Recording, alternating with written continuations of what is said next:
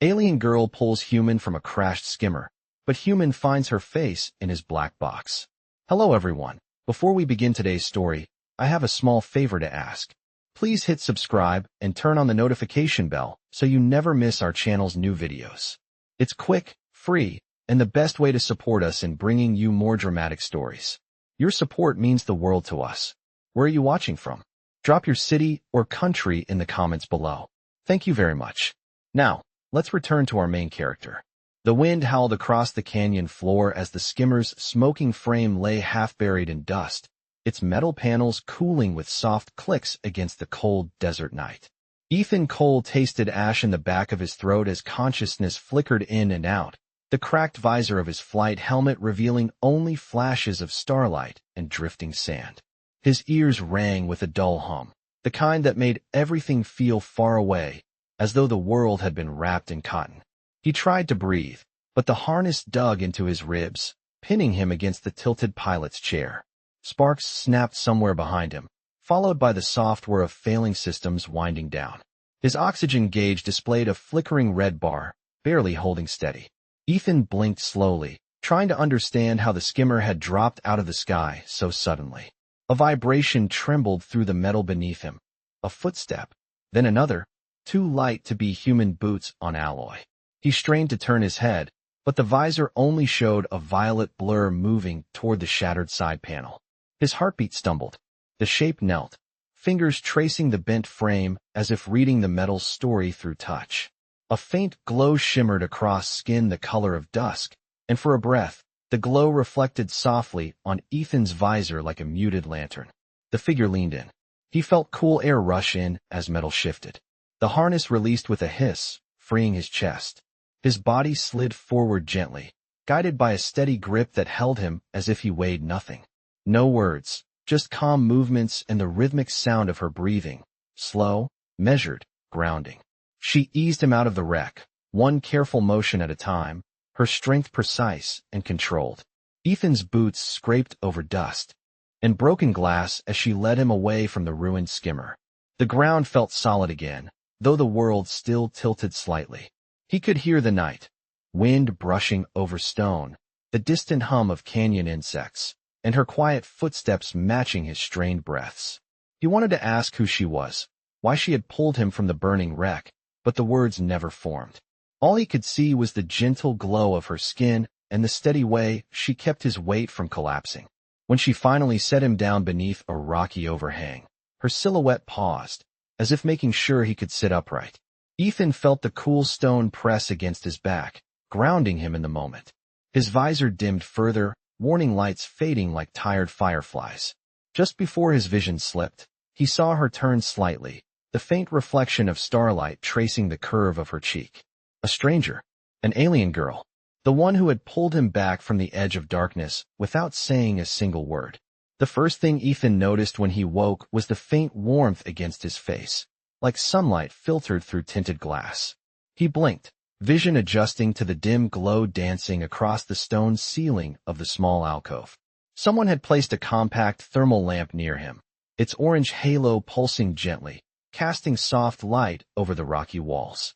His ribs ached where the harness had pinned him, but the air here felt cleaner, cooler, easier to draw into his lungs. His helmet had been removed and set beside him, the cracked visor reflecting the lamp's glow like a fractured mirror. He lifted his head slowly, and the world steadied just enough for him to recognize the silhouette standing a few feet away. She was quiet, motionless, watching the canyon beyond the overhang as if listening to something hidden in the wind. Her skin held that same muted violet shimmer he remembered, like dust caught on the surface of water. For a moment, Ethan simply watched her, unsure whether to speak or stay silent. She was the reason he was still breathing, yet he knew nothing about her. He cleared his throat gently, not wanting to startle her. "Did you pull me out of the crash?" His voice was rough, like gravel scraped across metal. She turned her head slightly, not all the way, just enough for the lamplight to catch the outline of her cheek. "Yes," she said softly. Her voice carried an even tone, controlled and smooth, as if she weighed each word. "You were breathing, but barely. Your skimmer was not going to remain stable." Ethan nodded, unsure what else to say. Gratitude felt too small for the moment, but anything more complicated felt too heavy to speak aloud. He shifted his weight, testing his legs. The stone beneath him was cool, the desert night settling in, a reminder that without her, he would have been lying out there in the cold. She noticed the way he moved and stepped closer, her footsteps barely audible. "You should not stand yet," she said. "Your ribs are not stable. I did what I could, but I am not trained in your medical science." Ethan managed a faint smile. "I am still alive. I would say you did pretty well." Her eyes met his briefly, golden and steady, then flicked away as if she was not sure what to do with the compliment. A soft hum echoed from the canyon, distant and low, like an engine gliding across sand. She tensed slightly, listening. Ethan recognized the sound too. Patrol skimmers.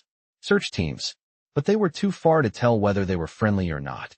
She stepped back, maintaining distance again, her posture straightening. "They are not here for you," she said. "Not yet." He studied her carefully. Her tone, her movements, her guarded way of standing near the exit all hinted at something more than caution. Something like experience. "Do they know you are here?" he asked. She did not answer immediately. Her gaze stayed on the canyon's shifting shadows. "It does not matter." The way she said it made Ethan's chest tighten, not from pain, but from understanding that she was avoiding something. She turned slightly, her expression unreadable. "I brought your equipment," she said, gesturing to the pile near the wall.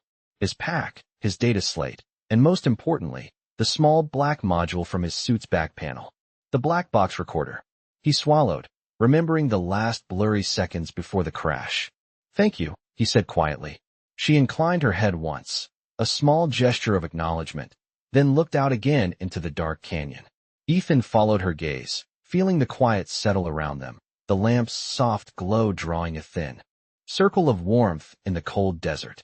He did not know her name, her intentions, or why she had chosen to save him, but something about the way she stood there made him feel strangely anchored, as if this silent stranger was the only stable thing in a world that had just been torn apart. The desert night pressed in around the alcove, cool and still, carrying the faint scent of mineral dust and ozone. Ethan eased his back against the stone, feeling the steady pulse beneath his ribs where the impact had left him sore. The thermal lamp hummed softly beside him, its orange halo flickering with each shift in the breeze. The alien girl remained near the entrance, standing as if carved from the canyon itself, her posture balanced, her gaze fixed on the dark horizon. Ethan reached for the small black box among his gear, the module no larger than his palm. Its surface was smooth and cold, the edges still faintly scorched from the crash. The device held the last few minutes of the flight, the data he needed to understand what had brought him down in the first place. He looked toward her. "Do you mind if I check something?" She did not turn, but her head tilted slightly, enough to show she had heard him. "As you wish. It belongs to you." Ethan powered the box on. A thin blue line glowed across its center, then spread outward in a quiet ripple. The holographic display rose, flickering in the cool air. Static crackled. Then the skimmer's cockpit appeared in front of him in a translucent shimmer. Ethan watched himself sitting in the pilot's seat moments before the systems failed. The flight path looked normal. The engine signatures looked stable. There was nothing that suggested trouble. Then a burst of interference swept across the feed. The display warped, then steadied on a single frame. A face. Not his.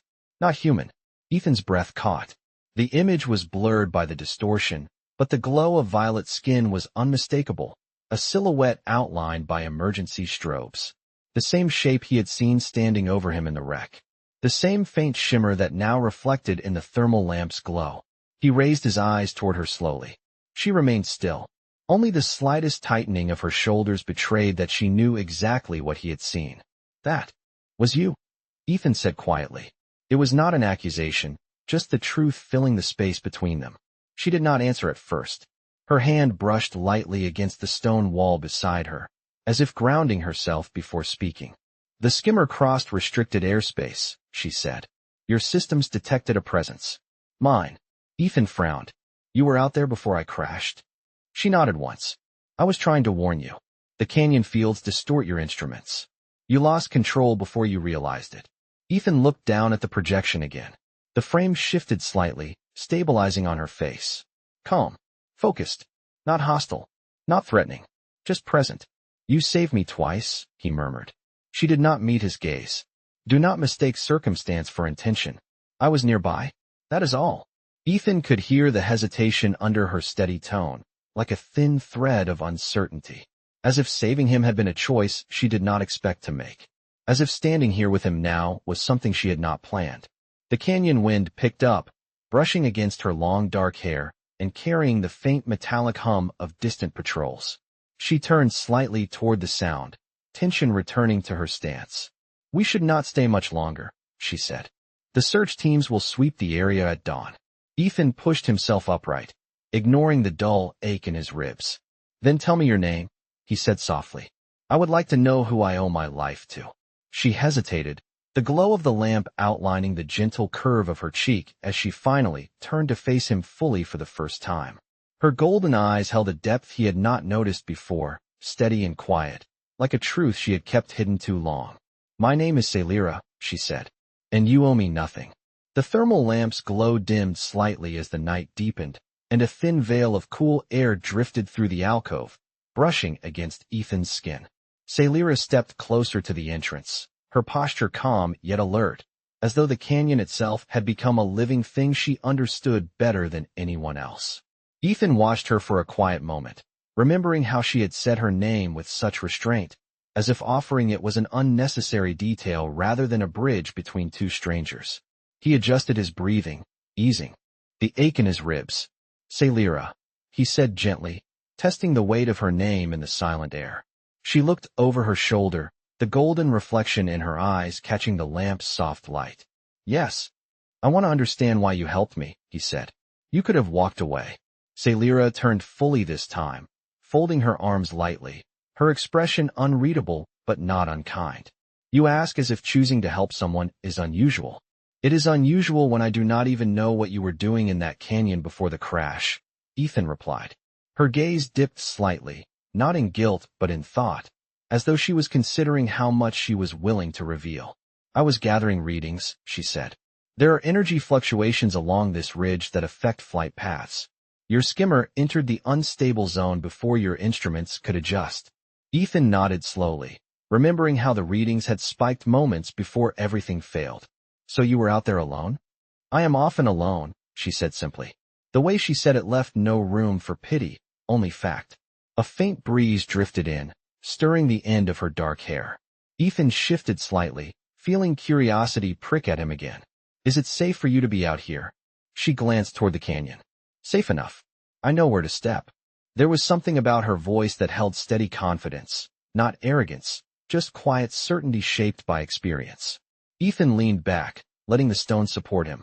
Well, I am glad you were in the right place at the right time. She blinked once, almost like the idea surprised her.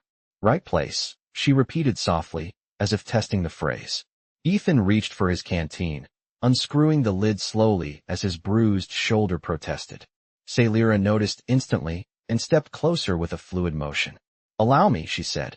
Before he could respond, she took the canteen, checked the seal as if verifying its safety, then handed it back carefully. Her hands were steady, her movements deliberate, her expression composed. Ethan accepted the water, taking a slow sip. Thank you, he murmured. She nodded, then looked away quickly, almost as if she was not used to someone acknowledging her kindness. The canyon outside hummed softly again, the same low frequency as before. Ethan listened, trying to place the sound. Those patrols, he said quietly. Will? They searched this area closely. Celira's profile tightened just a fraction. They will sweep the lower paths. We are in a higher pocket. They will not see us unless they come closer. Ethan studied her face, noticing the subtle tension in her jaw. You say that like you have avoided them before. Celira did not answer right away. Instead, she touched the stone beside her again, fingertips pressing lightly into the surface. I have learned how to stay unseen, she said finally. Ethan held her gaze, sensing the weight under her calm words. There was more to her story than she had shared. Something she was carrying quietly. Something that made the night feel deeper, the silence heavier. He exhaled slowly. Celira, he said softly. You may not think I owe you anything, but I am here because of you. That means something to me. Her golden eyes lifted to his, steady and luminous in the dim light. For the first time, there was a softness there, like a quiet shift in the night air, subtle and fragile. "Rest," she said, her voice low. "When the sun rises, you will need your strength." She stepped back toward the entrance, her silhouette framed by the faint glow of the canyon beyond, standing watch in the silence, as if keeping the fragile space of safety intact just by being there. The first gray hint of dawn crept along the canyon rim, soft and muted, spreading like a thin veil of light over the stone walls. Ethan stirred, feeling the cool air settle against his skin as the thermal lamp faded into standby mode. His ribs felt stiff, but the sharp ache from the night before had dulled, replaced by a slow, manageable pull each time he drew a breath. Sailira was still at the alcove's edge, exactly where she had stood through the night. Her silhouette was steady, the early light outlining the faint shimmer across her violet skin. For a moment, Ethan wondered if she had rested at all, or if she had watched the canyon until the stars retreated. She spoke without turning. "You slept," she said quietly. "That is good." Ethan pushed himself upright with one careful motion, bracing a hand against the rock. "Did you sleep?" She tilted her head, as if considering the question. "I remained aware," she replied. "That is enough." Ethan managed a small smile. "That sounds like a very polite way of saying no." Sailira did not respond, but the smallest shift of her shoulders made him think she might have found the comment strange or unexpectedly disarming. He picked up the black box again, its surface now warmed slightly by his grip. The holographic projection had powered down during the night, leaving only the faint blue indicator line. "There was more data in here," he said, almost to himself. Something interfered with the flight controls. Sailira moved a step closer, her expression thoughtful. "The canyon fields distort electrical navigation," she said. "But there are times when the distortion is not natural." Ethan looked up at her. "You mean deliberate?" She lowered her gaze slightly, the golden hue of her eyes dimming as she weighed her words. "I mean the energy signatures change in ways that suggest direction. Influence." Ethan frowned softly. "Like someone guiding the interference?" Sailira nodded once. "Perhaps. I have not confirmed it, but I have observed the pattern more than once." Ethan's mind raced quietly. If the crash had been influenced, even indirectly, then someone had known he was coming through the canyon, or at least known his route. He let the thought settle for a moment before asking, "Sailira, why are you studying this place? You speak like someone who has been tracking these patterns for a while." Her posture shifted gently, and she looked out toward the rim where the light was slowly strengthening. "Because something is happening here," she said. "Something that should not exist in a region labeled as abandoned." Ethan heard the restraint in her voice, not secrecy, but caution, as if each detail she shared carried weight. "And you are doing this alone?" She hesitated. "It is better that way." Ethan watched her as the sunlight reached the alcove, catching the faint silver strands woven through her dark hair. Something about her seemed caught between vigilance and solitude, as though she had stood watch over more than just this canyon. He spoke softly. "You do not have to be alone right now." Her eyes met his, steady and quiet, as if the morning light had softened the invisible distance she always kept between them. She did not step closer, but she did not look away either. "For the moment," she said, "perhaps that is true." Ethan felt the canyon awaken around them, the air warming slightly, the hum of distant patrols returning as the world above began its morning routine. He slipped the black box into his pack. "If we leave at sunrise, where do we go?" Sailira glanced toward the far ridge. "There is a narrow path through the upper cliffs," she said. "It is hidden, but stable. It will take us away from the patrol routes." Ethan nodded, trusting her far more than he had the night before. "Lead the way," he said. She turned, the soft glow of dawn reflecting along her cheek, and for the first time since he had met her, her voice held a quiet, almost gentle note. "Stay close," she said. "The path is narrow, and the canyon does not always welcome strangers." The sun had barely risen when Sailira guided Ethan out of the alcove and onto the narrow cliffside path. The stone beneath their boots was cool, touched by just enough morning light to bring out faint streaks of blue and gold in the canyon walls. Ethan moved carefully, matching her steps, feeling the gentle pull in his ribs each time he shifted his weight. Sailira walked ahead with quiet confidence, her balance effortless even on the uneven ledge. The faint shimmer of her violet skin reflected the early sunlight, giving her an almost ethereal appearance against the rugged cliffs. The canyon stretched far below, a sprawling maze of pale rock and shadow where the desert breeze carried the soft hum of distant patrol engines. Ethan wondered how she knew this place so well. Every step she took felt deliberate, almost practiced, like she had walked these paths many times before. "How far does this trail go?" Ethan asked, keeping his voice steady as he stepped over a narrow break in the stone. Sailira glanced back, her golden eyes scanning him briefly before returning to the path ahead. "Far enough," she said. "It will lead us to a ridge that overlooks the southern basin. From there, the terrain is more open." Ethan raised an eyebrow. "Open sounds good. Open sounds like less falling." Sailira paused, then tilted her head as if considering his comment. "It is less dangerous," she said, "but not entirely safe. The open terrain is easier to scan from above." Ethan gave a quiet breath of amusement. "So either I stay on a cliff or I get spotted from the sky. Those are my options." Sailira stepped over a cluster of smooth stones and looked back at him with a soft, almost unintentional warmth. "You are still alive. That suggests your options have been working so far." Ethan smiled despite himself. "I will take that as encouragement." They continued upward, weaving through a series of narrow ridges where the morning wind brushed gently against them. Ethan noticed how Sailira would occasionally touch the rock with her fingertips, the way someone might touch a familiar landmark. It was subtle, almost instinctive, as though she was reading something in the stone that he could not see. "Sailira," he asked quietly, "you speak about this canyon as if you have spent a lot of time here." She exhaled slowly, a calm sound carried by the rising wind. "I have been here longer than I intended."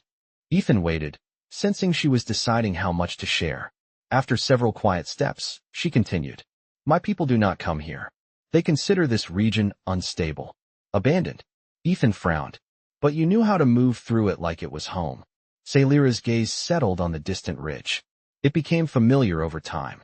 Something in her voice made Ethan slow his pace. She spoke with the calm of someone who had spent countless hours alone, navigating terrain because she had nowhere else to be.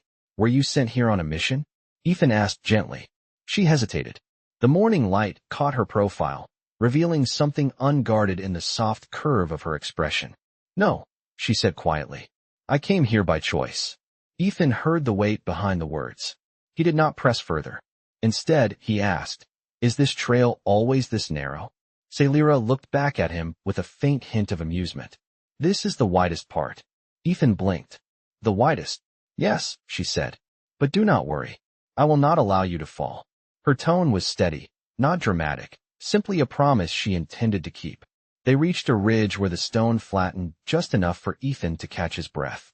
The canyon opened before them, stretching into a vast sweep of rock and shifting light. Sailira stood beside him, the wind lifting strands of her dark hair. "Ethan," she said softly, "I need to ask you something." He turned toward her. "Anything." She studied him with a calm, steady deepness. "When you saw my image in your device, did you believe I meant you harm?" He shook his head without hesitation. "No, that is not what I saw." Something in her shoulders unclenched at his answer, a quiet loosening he might have missed if he had not been watching closely. She nodded once. "Then we can continue," she said. "The next part of the trail reveals something I need you to see." The ridge narrowed again as Sailira led Ethan higher, the stone rising in gentle slopes that caught the growing warmth of the morning sun. The canyon below softened into muted tones of gold and violet, its deep curves stretching across the horizon like a forgotten map. Ethan followed her carefully, breathing steadily, feeling the strain in his ribs but pushing through it. She moved with quiet certainty, her steps aligning with the rhythm of the canyon wind. When the trail finally widened, Sailira lifted her hand slightly, signaling him to pause.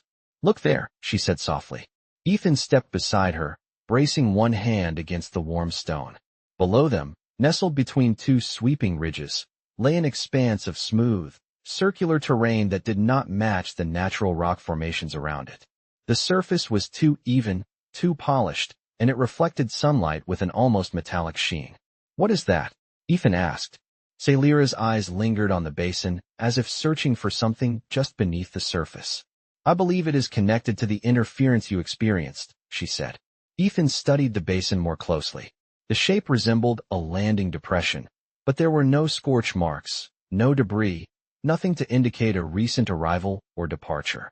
It had the unnatural stillness of something deliberately hidden.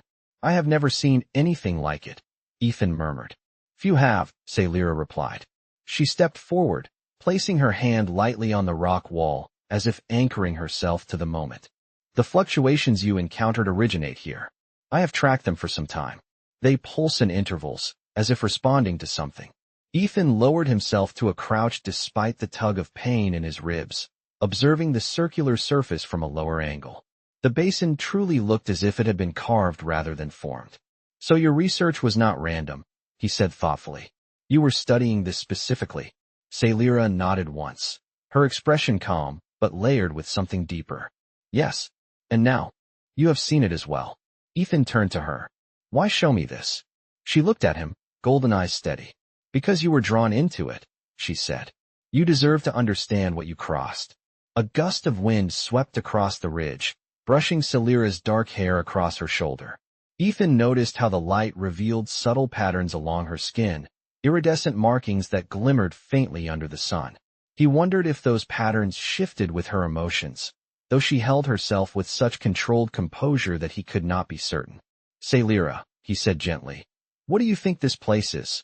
She hesitated, and for the first time since he had met her, uncertainty softened her features. I do not know, she admitted quietly, but it is older than my people's records.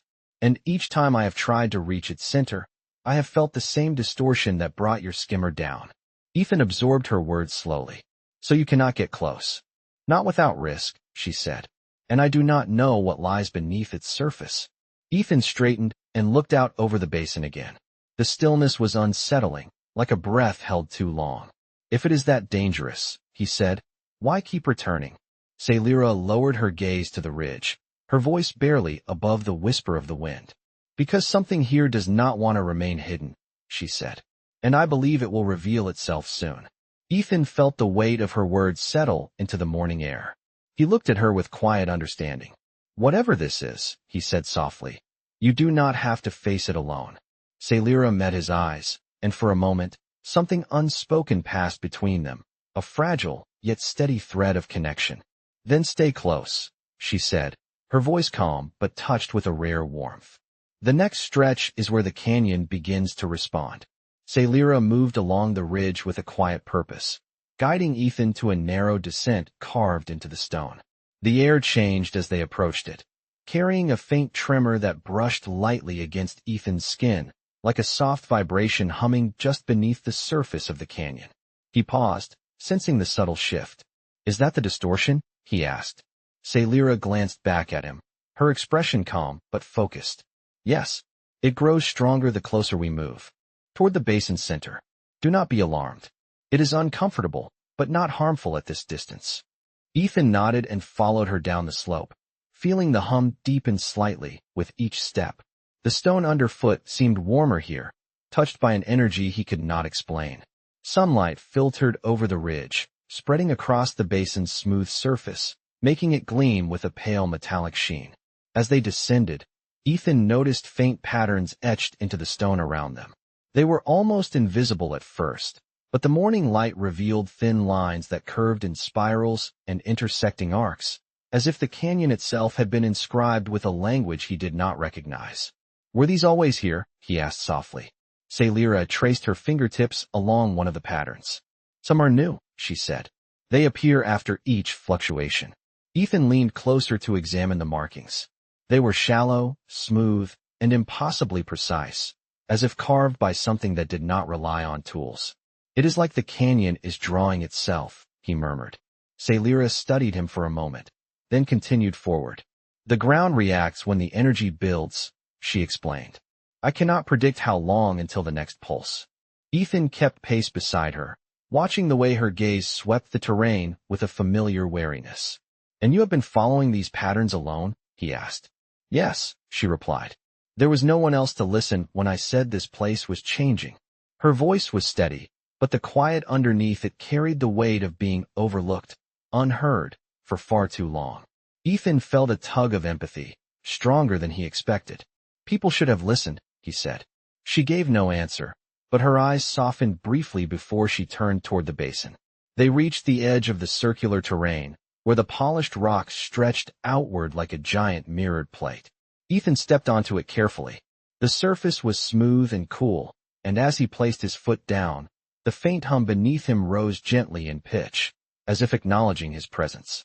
Sailira watched him closely. "Tell me what you feel," she said. Ethan listened.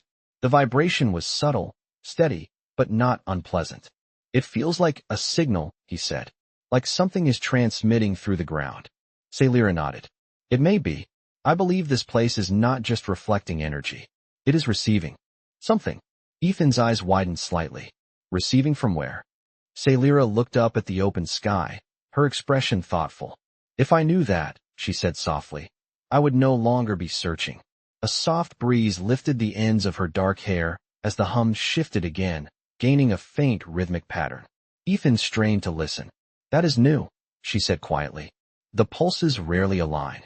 Ethan checked the small scanner on his wrist, hoping to capture the signal, but the device flickered with static. Sailira stepped beside him, studying the rhythmic pattern with careful attention. "This is why I stayed," she said. "Because each time the pattern changes, it reveals something different."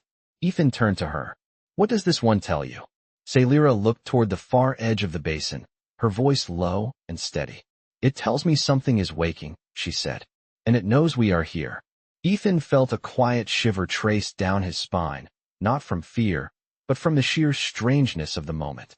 Sailira stepped closer to the center of the basin, her golden eyes reflecting the shimmering surface beneath her feet. "Ethan," she said gently, "do not follow me into the next part unless you are certain." He held her gaze, calm and grounded. "I am certain." For the first time, Sailira allowed a small, rare softness to touch her voice. "Then stay beside me. The canyon is about to answer the question I have been asking for a long time." The rhythmic hum beneath the basin deepened, shifting into a gentle vibration that passed through Ethan's boots and rose quietly up his spine. The surface beneath them warmed slightly, not in a threatening way, but in a way that felt intentional, almost like a greeting. Sailira stepped forward with slow, measured steps, her gaze fixed on the center of the polished terrain. Ethan remained just half a step behind her, matching her pace, feeling the air around them thicken with a soft, electric stillness. The canyon walls reflected the growing light of mid-morning, casting long, faint lines of brightness across the smooth surface. Then the hum changed again. This time it formed a pattern that repeated with a precise rhythm, soft and steady, like a calm heartbeat echoing through stone. Sailira paused. "It is aligning," she said quietly. Her voice carried a blend of anticipation and caution. Ethan watched the subtle glow spreading across the basin, a thin circle of light forming around them. It glimmered like frost catching sunlight. "Is this what you have been waiting for?" he asked. Sailira lowered her eyes to the expanding ring of light. "Perhaps," she said. "Or perhaps it is responding to you." Ethan felt a faint tightening in his chest. "To me?" She nodded.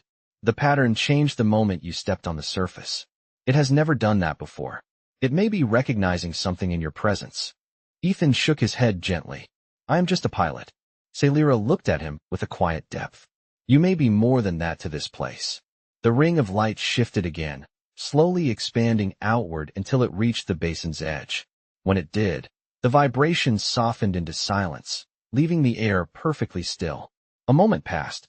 Then a faint glow rose in the center of the basin, forming a small, shimmering point that hovered just above the surface like a floating spark.